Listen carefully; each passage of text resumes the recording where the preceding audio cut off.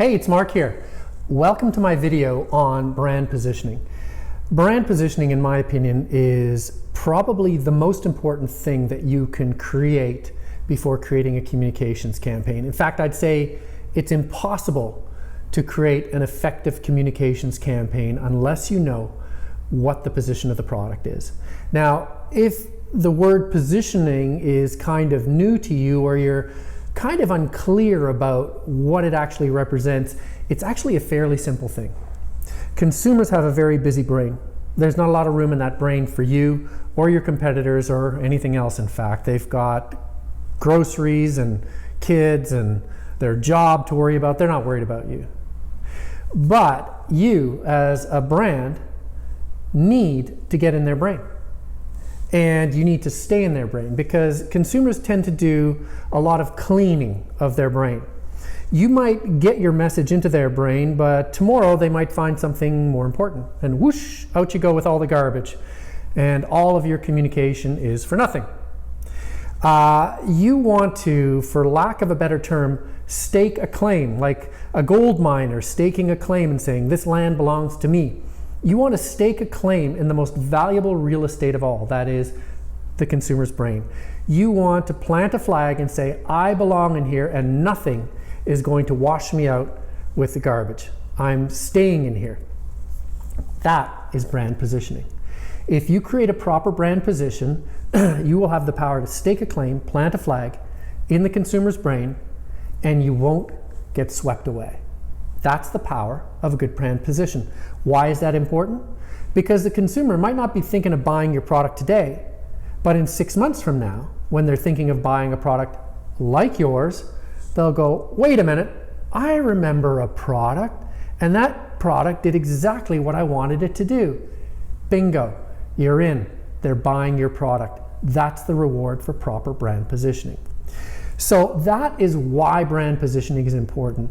If you take a look at the article that this video is attached to, you'll see that I spilled a lot of ink on how to do proper brand positioning, how to create the ultimate brand positioning framework. And you'll see that I've mapped out a few tools that make your life a whole lot easier. What they actually do, they force you to break down brand positioning from being just a phrase that's very easy to come up with into little bite-sized pieces, and each of these pieces can provide inspiration for a communications campaign. So what are those tools?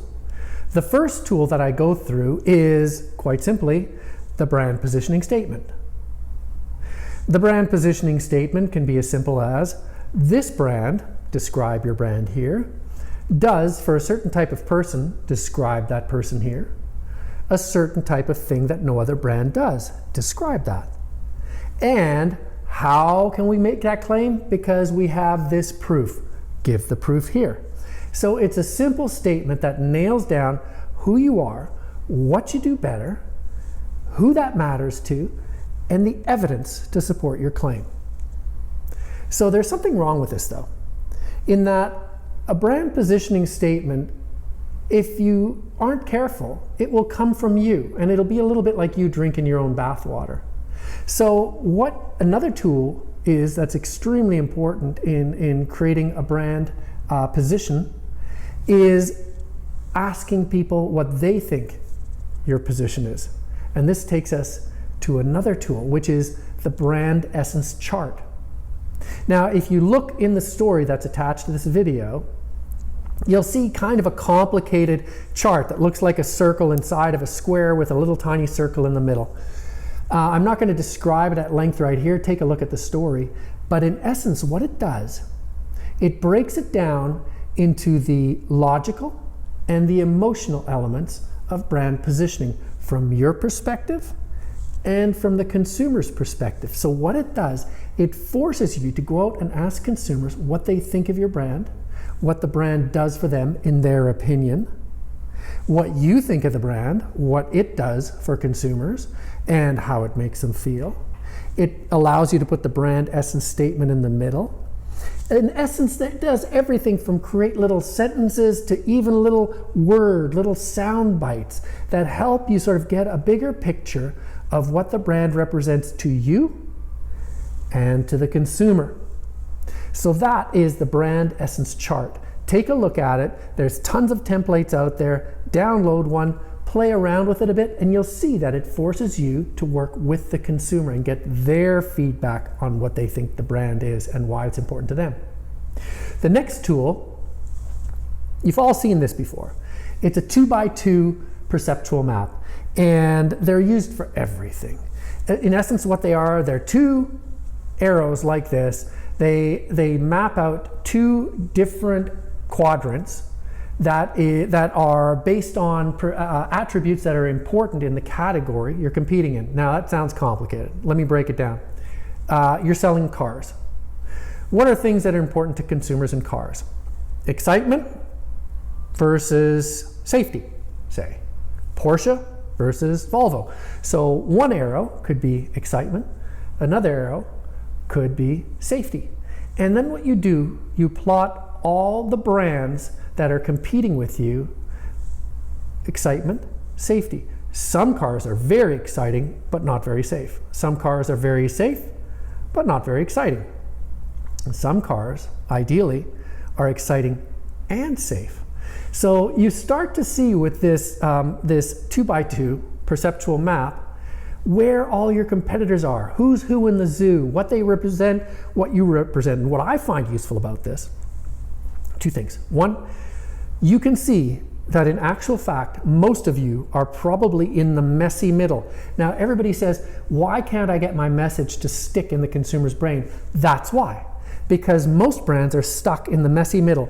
They're not really exciting, they're not really safe, they're somewhere in here that's kind of exciting and kind of safe. And you can totally understand why consumers wouldn't remember your message, because you don't stand for anything that other people also don't stand for. Now, it also is important because it shows you where there's room to grow. There might not be any room in excitement because that's all full up, but there's tons of room in safety, right? So this enables you to go, I wonder if my brand is just competing with everybody or if my brand can stand on its own, something that you want your brand to do if you want to stake an effective claim in the consumer's head. Okay, so we've talked about the 2x2, the perceptual map. We've talked about the brand essence chart, that circle and square, and that help you combine what you think of your brand and what the consumer thinks of your brand. We've talked about the brand positioning essence, the statement that helps you encapsulate in one sentence what your brand positioning is. So I'm going to leave you with a thought. How do you know that you've created a good brand positioning? Well, for a start, you'll probably never create the great brand positioning because brands are organic. You might stake a claim here, but then your competitors see that, they see you're doing well, so they're going to start to mow your lawn and infringe on your territory. So it's constantly moving around, which means brand positioning is an exercise that's never really done, okay? But you can strive for the following things. One, is it clear? Do I get it? Better yet, if I was 6 years old and you explained it to me, would I get it? Most of us fall into the trap of creating positionings that are too technical, too inside, too expert, that consumers, outsiders, 6-year-olds would never understand it. Is it single-minded? Extremely important. If you say that my car is the fast car, that's single-minded. My car is the safe car, that's single-minded. That will stick in the consumer's brain. If you say my car is the fast car, that's safe. Suddenly, you're 2 times as many messages, half as likely to be absorbed in the consumer's brain. Is it single-minded? Is it empowering? If you work at the Porsche factory or the Corvette factory or the Ferrari factory, can you really get behind, we're creating the fastest, most exciting cars in the world? Or if you're actually building station wagons and your company is saying, our position is we are the fastest, most exciting cars in the world, does that sound kind of cynical, kind of wrong? That's not empowering at all. Also, is it empowering for your consumer? If they step into your Corvette, will they go, I feel I'm in the fastest, most exciting car in the world? That's empowering. But if they step into a Volkswagen Bug and you've told them that it's the fastest, most exciting car in the world, they're going to go, no, it's not. Is it empowering? Does it add the highest value for your consumer. So assuming that you're a speed freak, that you love to go fast, that is an extremely important thing to you. If you buy a Porsche, will it fulfill that dream and will it take you to that level? That is a very high value thing for me, to be able to go fast. If you can fill that niche, I like you. I'm gonna have you stick your flag in my brain and stake that claim. Is it sustainable? If you work for Porsche or Ferrari, you say, we build the fastest cars in the world. You say, yep, that's what you do. Somewhere down the road, you say, well, we want to build economy models. They're not so fast, they're not so exciting. Well, that's not sustainable, is it? You don't have a sustainable positioning statement because you're building cars that are kind of hypocritical to that statement. And finally, is it scalable? If you're building the world's safest car, a Volvo say, and this car sells for $60,000, but it costs $65,000 to make so safely, that's not scalable. You can't build very many cars and lose money trying to make them the safest car in the world. So is your positioning scalable? Can it grow as the company grows?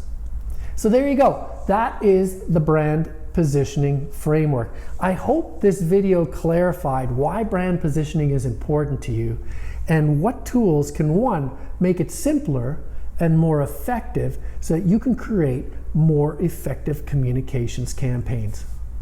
As always, if you need a hand with your brand positioning, drop me a line. I'm always happy to help.